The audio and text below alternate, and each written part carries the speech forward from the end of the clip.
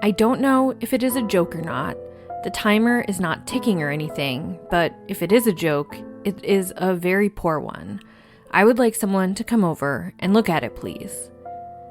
Those were some of the last words Andrew Puskas ever spoke to a Middlesex, New Jersey police officer. Moments later, his home exploded, killing both Andrew and his wife, and stunning an entire community. The Puskas family was quiet, middle class, ordinary in all the ways that usually keep people safe. They had no known enemies, no ongoing disputes, nothing that would make them a target.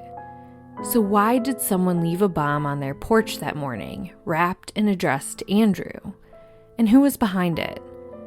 For more than 40 years, investigators have searched for just those answers. Today, we are revisiting one of Central New Jersey's most baffling unsolved cases, walking through the timeline, the theories, and the haunting questions that still linger in the hope that someone holds a missing piece of information and that they finally come forward. I'm your host, Megan, and each week on A Simpler Time True Crime, I cover older unsolved cases and challenge the idea that a simpler time means a safer time. This week, I'm bringing to you the unsolved double murder of Andrew and Patricia Puskas.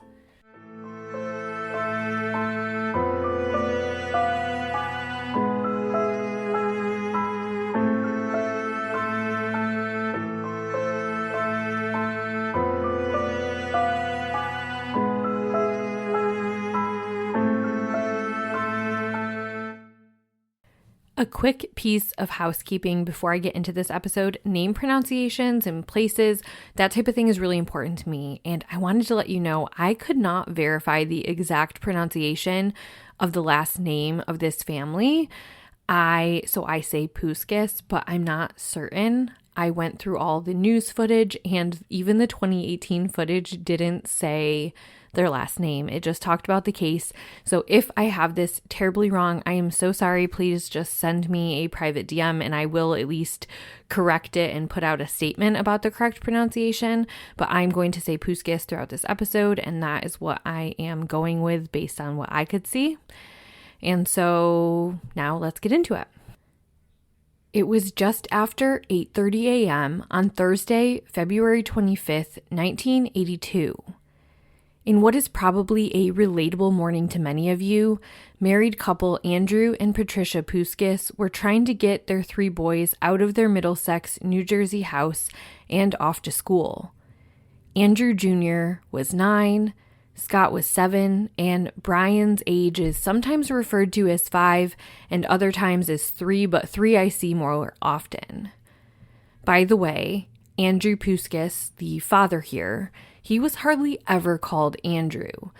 And if you listen to me regularly, you know I usually end up introducing a person by their legal name and then share what they typically went by and use that throughout the episode.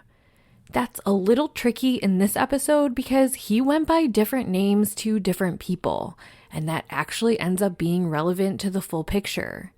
So for that reason, I've chosen to just refer to him as Andrew when I'm narrating the overview of this episode.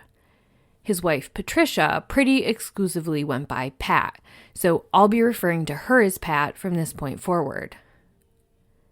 So the couple, who was in their mid-30s, they were doing the morning routine shuffle. The kids had finished breakfast, the garbage collection had just occurred, and the 2 older boys went outside to pull the tote back up to the house. Andrew had taken the youngest boy, Brian, outside and placed him in the family station wagon. In just minutes, he would be driving all 3 children to school/preschool. After Andrew Jr. and Scott had pulled up the trash bin, they noticed a box on their front porch. It was a cardboard-wrapped package about 2 feet long and 2 feet wide. Depending on the reporting source, some will say that it said to Andy Puskas, and some will say it simply just said to Andy. The boys told their dad about it, but Andrew was not too interested as he was in a rush. He grabbed the package, brought it inside, and then told the 2 older boys to join their little brother in the car. The boys recalled that their father had heard bottles rattling around in the box a bit. Andrew and the boys were barely out of the house when Pat summoned her husband to come back in. Curious, of course, the two older boys followed their dad back into the house. Pat had a worried look on her face and pointed to show Andrew that the box looked like it contained a bomb. The boys got a good look at it and noticed the box contained a few bottles and a 45-second timer. Andrew Puskas had an interesting demeanor regarding the package. He seemed a mixture of mildly concerned, somewhat annoyed, and possibly in a bit of denial. Andrew picked up the phone and phoned Middlesex police at 8:34 a.m. The call lasted 55 seconds and went as follows. The police picked up the line and said, "Middlesex Police, Sergeant Benson." The incoming line said, "Good morning, Sergeant. My name is Puskas, Puskas, 182 1st Street. On my way out the door this morning to take my kids to school, there was this box on my front porch. I brought it in and it had some bottles in it.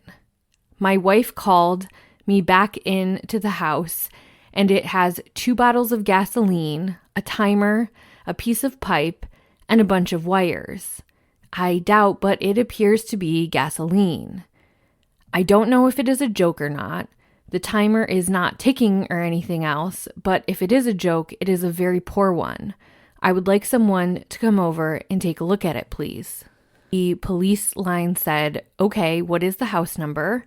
And Andrew replied, 182 1st Street. And the police said, "And your first name?" And he said, "Andrew." And the police said, "Okay, I will send an officer right over." And Andrew said, "Okay, I'm going to take my kids to school and I'll be right back." And the police officer said, "Okay." And then Andrew said, "Thank you, my wife will be here." Just after placing the phone back on the hook, Andrew Puskas must have seen something that alarmed him because the 2 older boys stated that he told them with urgency to get out of the house. And at the same time, Mr. Puskas grabbed the fire extinguisher and was spraying the package. The boys opened the door and walked out onto the front porch. Meanwhile, as soon as the call with Mr. Puskas ended, Sergeant Benson of the Middlesex Police Department dispatched a nearby patrol officer to the scene, 24-year-old Robert Schwartz. In a stroke of luck, Officer Schwartz was only a block away from the Puskas's 1st Street home when the call came in, so he was able to get there in under a minute. But as he pulled up, a tree in front of the residence obscured his view of the house number, so Officer Schwartz passed the home. When he realized he had gone too far, he backed up and parked across the street. As he opened his door to his police cruiser, he saw the 2 boys exiting the home. No sooner had they gotten out of the house and he out of his car, the house exploded. Officer Schwartz would recall that the roof lifted off the Cape Cod home and the front door blasted out. Black smoke began billowing out. The blast flung the 2 boys forward and Schwartz over the hood of his police cruiser. At 8:36 a.m., a second call to Middlesex police came in from a neighbor. It was brief. The caller said that, yes, there was an explosion on 1st Street, and the police line said, "Just now?" And they said, "Yes, just this minute, and black smoke is pouring out." And he actually said, the police officer said, "It probably is 182 1st Street. I just got a call from there." And then they got off the phone. Schwartz ran up to Andrew Jr. and Scott. Seeing that some of their clothing was on fire, Officer Schwartz took off his police jacket and put out the flames. The oldest boy tried to go back to the house, saying his mom and dad were still in there, but the heat and fire made it impossible, and the officer held him back. The other middle boy ran to the neighbor's house, the Kolbs, and he told them that a bomb had gone off and that his parents were still inside. Orienting themselves to the situation, the Kolbs realized their own home was catching fire, and they evacuated immediately. The heat from the blast was so intense that it penetrated the fireproof asbestos shingle walls of the Kolb house. It set the wood trim on fire, and it melted a television in the bedroom facing the Puskas house. Neighbors came outside to the scene, and in very short time, the Puskas home burned down with Andrew and Pat inside. The two oldest boys were taken to the local hospital for treatment of minor burns, and the youngest son, Brian, was uninjured. The quiet, middle-class neighborhood was stunned. Andrew, Pat, and their 3 children were familiar and friendly faces who seemed on the outside to have no enemies. Neighbors helped one another there, so who would want to harm this family? Specifically, Andrew, as the package was addressed to him. But more on that in a minute.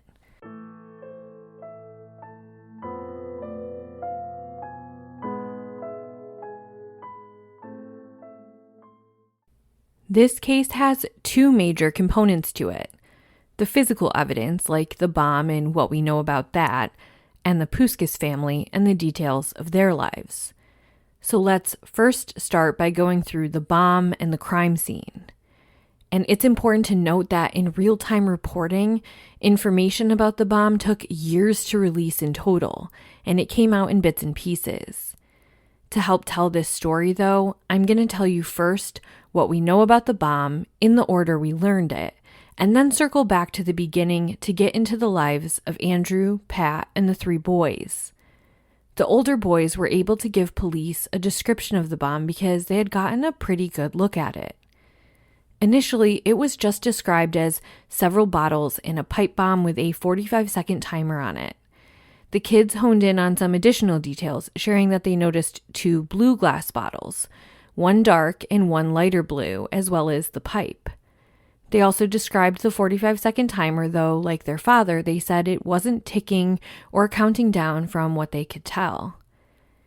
Andrew Puskas told law enforcement that he thought it was possibly gasoline in the bottles.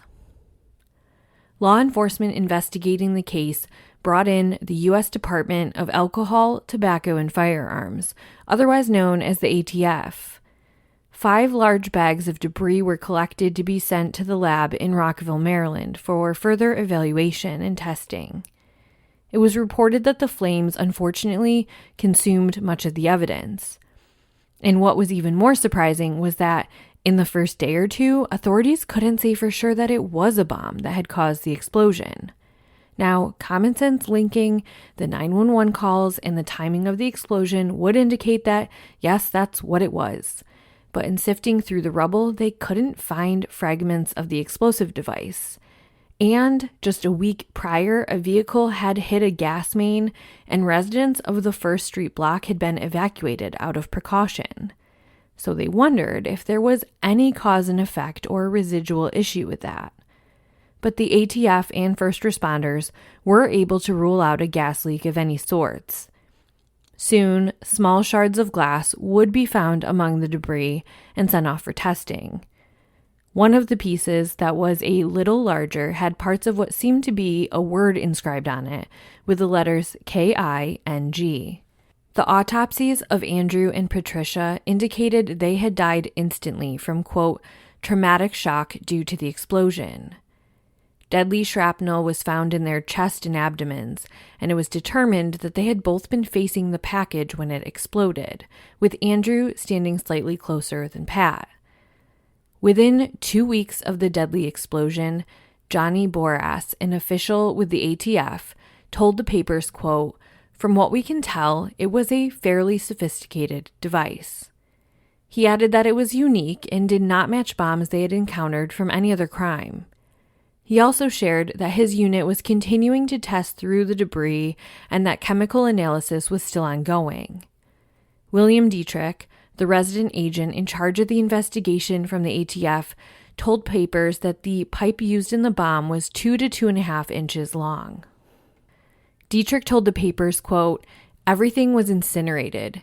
If you had seen those bodies, you would want these guys caught. It was horrible that someone can do that to another human being, end quote. In addition to that commentary, Dietrich described how they would do the chemical testing to determine the accelerant.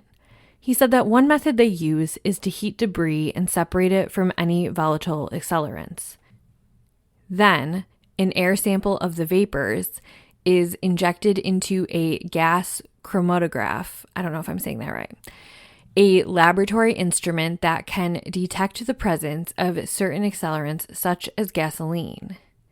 However, he added in his interview with the Courier News that it's not always that simple, and that even though it is a very sensitive technique, it can be difficult to determine the precise chemical elements of the bomb because an intense fire can consume all of the accelerant. By March 19th, the chemical evaluation was complete, but authorities were slow to release that information to the public. They stated they now wanted to trace the purchase history of some of the materials to try to work backwards. One name that is vitally important in this investigation is that of Middlesex County Prosecutor Richard S. Rebeck. You'll hear me mention him a lot as he was absolutely fixated on solving this case. It bothered him immensely, and I'll get into his investigation more when I'm done focusing on the bomb part of the investigation. But by the end of March of '82, he was willing to share more information that had been found.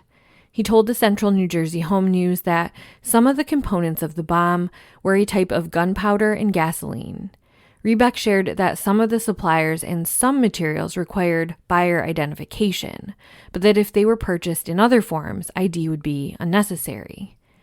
Rebeck would not elaborate, so the reporter, Reginald Kavanaugh, called a local sporting goods store and found out that a person can walk into a gun shop and buy a box of shotgun shells without providing ID at this time, but he must identify himself when buying gunpowder.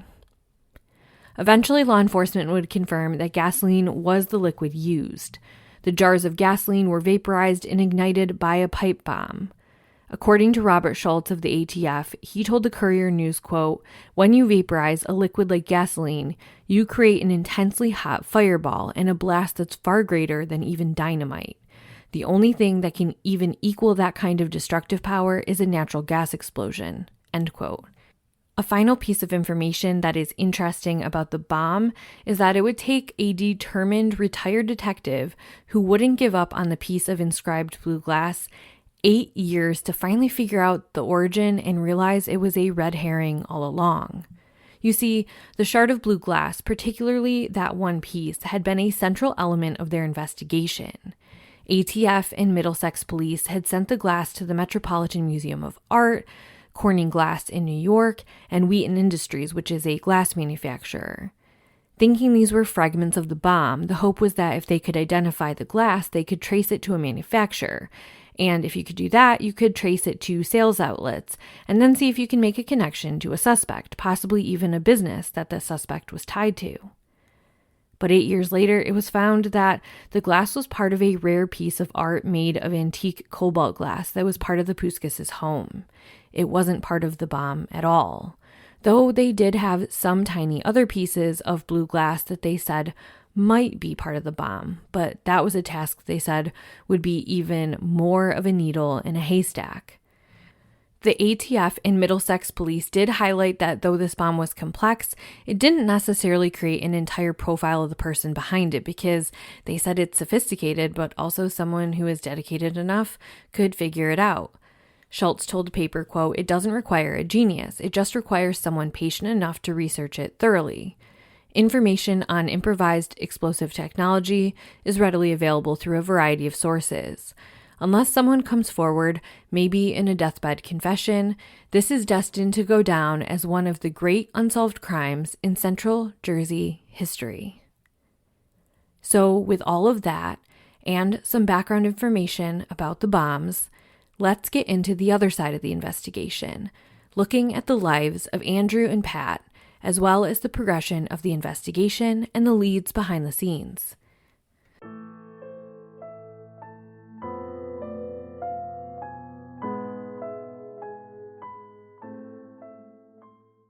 Andrew and Pat were well loved in the community. Andrew worked for Dodge Newark Supply Co. as a hydraulic equipment salesman, and he was a supervisor with a team underneath him. They sold these parts to different manufacturing firms, and Andrew was known for having about 100 or so small accounts.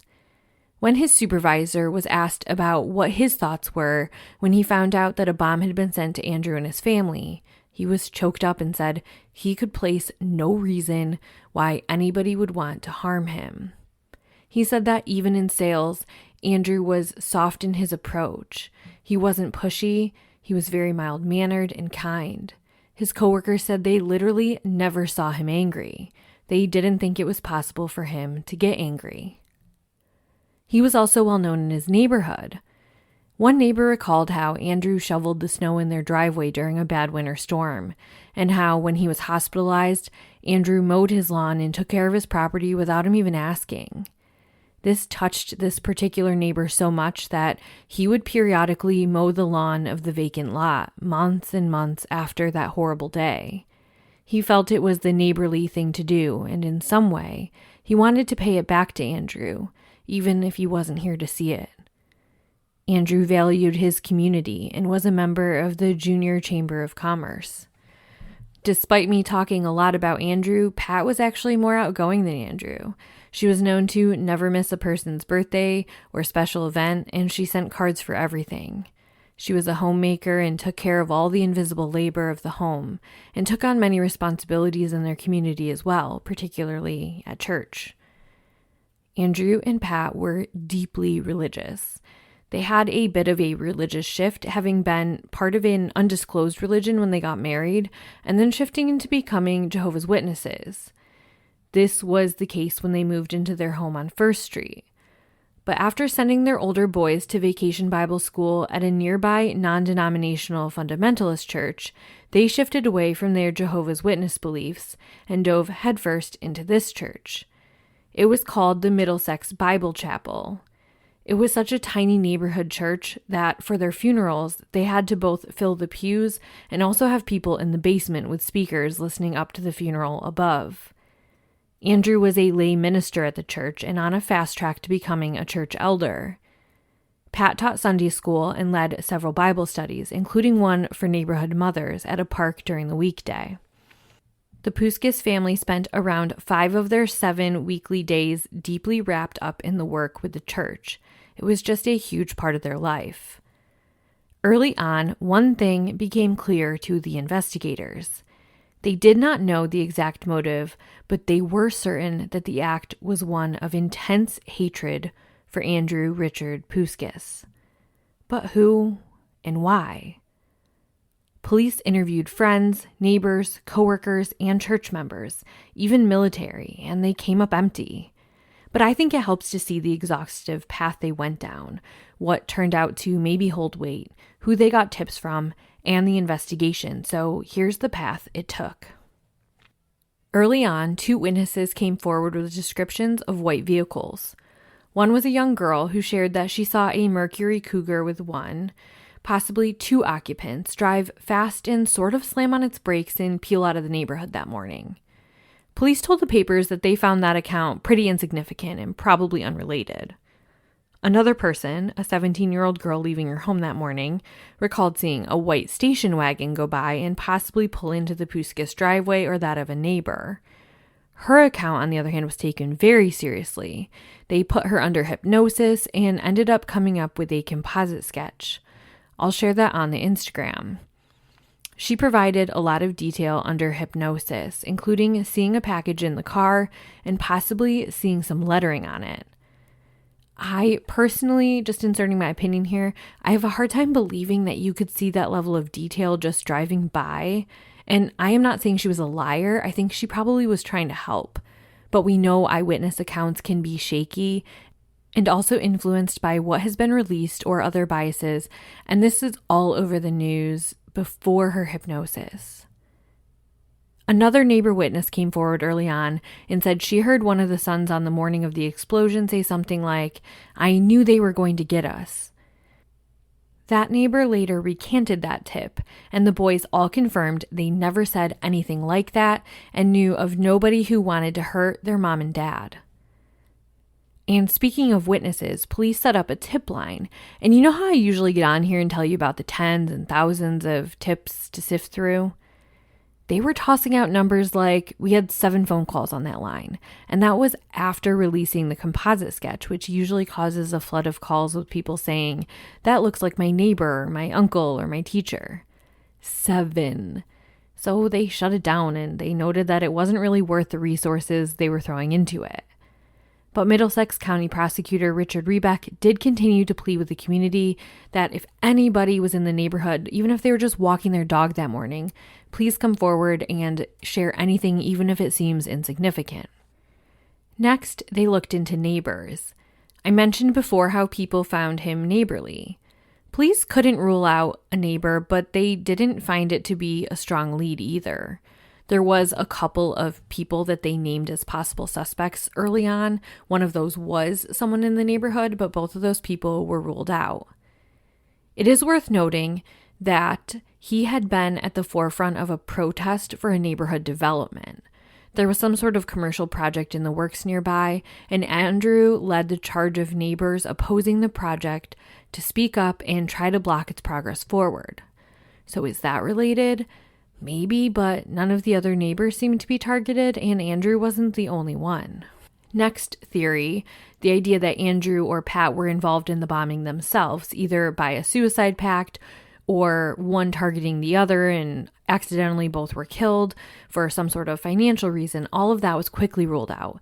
Their small estate was divided up between their sons, and local fundraisers still had to be held just to ensure the boys had enough resources to cover their basic needs as they transitioned to living with Andrew's sister. There was nothing in their life that indicated this being the possible direction to go down. Police were also able to eliminate anything like gambling debt, illegal activity, terrorism, organized crime, and the like. But two big points of conversation did keep coming up: religion and work.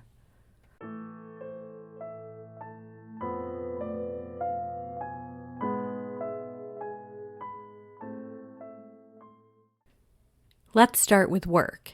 As I mentioned, he worked in sales, particularly pneumatic parts, and first police wanted to see if Dodge Newark Supply Co. sold any automotive parts, and with good reason.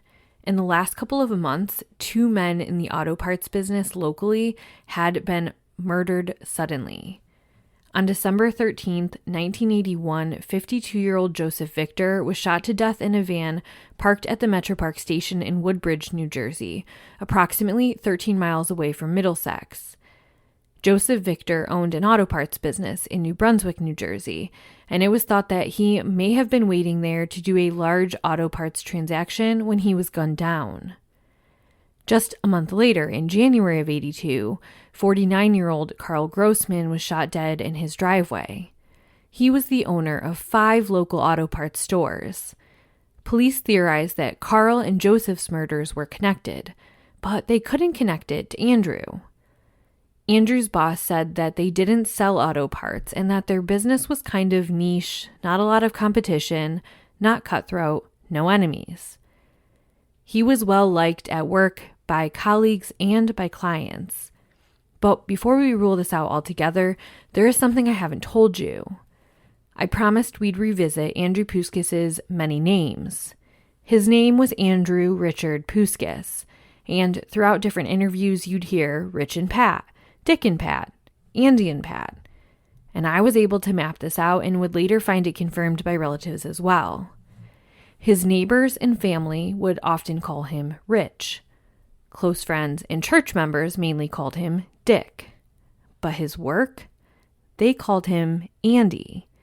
And the package on his doorstep, you'll recall, to Andy or to Andy Puskas, depending on who you ask. Investigators have never been able to prove any connection to a work dispute or someone who would want him dead, but they haven't ruled it out either. So let's move on to church. The Puskas family, as I mentioned, was part of a non-denominational fundamentalist Christian church. It's a church that one elder referred to as no-frills look at Christianity that interprets the Bible literally 100%. Andrew was scheduled to preach that upcoming Sunday after his murder on a topic that was of huge interest to him, the second coming of Jesus and the rapture. In the weeks leading up to his death, Andrew had shown 3 films at the church on that topic, and he had advertised the film showings and discussion on local radio and the paper. The viewings had a large turnout with lots of people who came from outside of the church. Andrew was also said to passed out religious comic books of sort that may have been interpreted to be anti-Roman Catholic. Some of the cartoons may have been offensive to Catholics, and it is pointed out that his church felt Catholics got things wrong in their interpretation of the scripture. According to reporting in the Central New Jersey Home News, detectives actually bought duplicates of the publications that Puskas had ordered, including the comic book ones, and those comic book ones charged the Vatican with saying that they had a supercomputer listing of names of all Protestants and intended to conduct a new inquisition. But church elder Ray Good, along with other friends of the Puskases, said that Andrew was not pushy with his beliefs. If people asked for his opinion, he would give it, but one of his opinions was that he would share his voice, but he couldn't force people to find their way to the Lord, and that was their own personal journey. Still, that specific type of church that Andrew was a part of was a pretty intense and sometimes controversial kind, sometimes described as a fire and brimstone Christian church, and it held a lot of opposition to things like Catholicism, which was a big part of the New Jersey community at that time, and he could have rubbed people the wrong way with his beliefs. Not only that, he had left the Jehovah's Witness religion, and so someone from that religion may not have taken kindly to him leaving.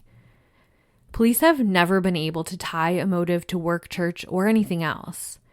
They do believe the white station wagon that morning and the hypnotized witness that was significant, and they cite that as their one credible lead. That lead would give a possible who if that person was ever identified, but certainly not a why. Some other random pieces I'll touch on was that Andrew had a brief military career as a Green Beret. But investigators looked into that and found that he mostly just delivered supplies to a local base. He was a reserve guardsman, so no real lead there.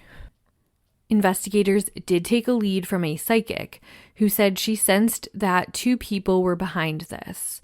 A young teen, about 17, helping his older father in his 40s or 50s, and that the motive was religious-based, and that the person lived in the neighborhood, and she claimed there had been a series of 3 arguments or conflicts over the last few months between Andrew and this person. Before you think this is just a psychic that came forward, police had actually reached out to her, the ATF rather. She was a contact and they had used her before. But they did kind of take this with a grain of salt like they do most psychic leads. But don't lose track of it yet. That will come back up near the end of this episode. When you hear of bombs in the 1980s, you may think of one thing, the Unabomber, and he was briefly considered as a connection to the Puskas case after another New Jersey bombing was connected to him from 1994. Ted Kaczynski, known as the Unabomber, was a domestic terrorist who carried out a nationwide bombing campaign from 1978 to 1995, targeting individuals linked to modern technology and industrial progress. His homemade devices were often carefully crafted, disguised in mundane packaging, and mailed to universities, airlines, and corporate figures. One of his most devastating attacks occurred in December of 1994, when he sent a package bomb to Thomas J. Moser, an advertising executive in New Jersey. Moser was killed instantly when he opened the parcel in his home. Investigators later discovered that Kaczynski targeted Moser because he believed the public relations work of Moser's firm had helped Exxon restore its image after the Exxon Valdez disaster, which Kaczynski saw as emblematic of the harmful influence of large corporations on the environment and society. Investigators couldn't link the Unabomber attacks to the Puskas attack, but it did bring up memories to Middlesex County. The tragedy took its toll on the community and the family. While I don't know the details and I don't want to dig into difficult personal elements of the family, I will just mention that the boys lived with Andrew's sister for a while, but for one reason or another, it didn't work out and they were placed in foster care. The 2 older boys stayed together while young Brian was in a different foster home. They all grew up and stayed connected with their family though, and my hope is that they're doing well now.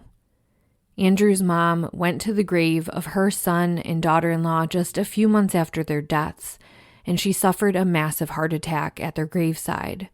She would later die at the hospital. As the years went on, the Puskas bombing went cold, but it was not forgotten. Statistics around bombings rose and then fell again. At the 5 and 10-year anniversary, local news re-interviewed those closest to the family, and a couple of interesting things did come out. Remember the immediate next-door neighbors, the Kolbs? This time, Al Kolb was interviewed, and he had a couple of new observations. He told the papers that Andrew and Pat were always scraping to get by on a one-income household, and that Andrew would joke about paying with plastic, implying that he had credit card debt. So it puzzled Mr. Kolb when Andrew and Pat installed an expensive burglar alarm in their home just a couple of months prior to the explosion. He told the Courier News, quote, "It was curious to me that he'd blow $1,600 on it when he was usually strapped for money. Nobody in this neighborhood has burglar alarms because they don't have anything worth breaking in for. Dick sure didn't have anything worth killing for," end quote. And so with that, more questions and no answers. Why did they install that security system? That's really expensive even for that time, so it had to be a pretty fancy one. Answers that still haven't come decades later. There would be one last peculiar adjacent lead in 2017. Now, this man's name is in the papers, but I'm not going to name him here with his full name and last name. I'm just going to call him Joe. He was a man in his 50s in 2017, and he was arrested 1 block over from the Puskas home because he had possession of pipe bombs, and they were able to connect him to pipe bombs that had been detonated nearby and had been under investigation for months. It was said on community chatter forums that this family had lived in the neighborhood for a very long time, and that this man would have lived there when the Puskases did too. If you go by the psychic lead of the father and son duo, his father also lived in the neighborhood back then, and a couple of sleuths online have done the classic side-by-side of that father and the composite sketch, pointing out some pretty eerie similarities. I think it could be worth police looking into, and maybe they already have. But I also think it's a bit of a stretch, and hence why I'm not going to post the side-by-side or name names on here because I think that would just be irresponsible. But because it has come up enough in internet chatter, I just did think it was worth mentioning.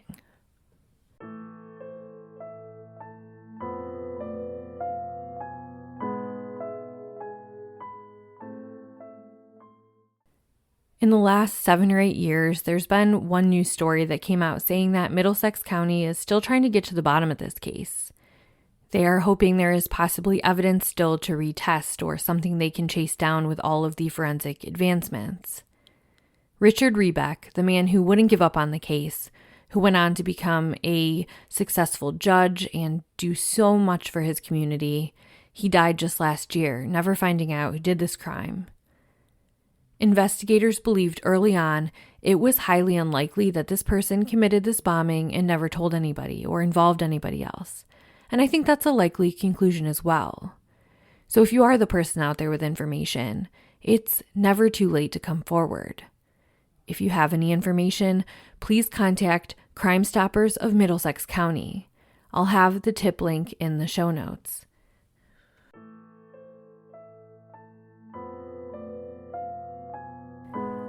This has been another episode of A Simpler Time True Crime. If you appreciate the work I'm doing, please leave a 5-star review. I love discussing these cases, so don't hesitate to reach out to me on Instagram or simplertimecrimepod@gmail.com. That's also where you can recommend cases for the podcast. If you wish to support the show monetarily, you can do so via the Spreaker Supporters Club in the show notes. And as always, thank you so much for listening, and tune in again next Monday.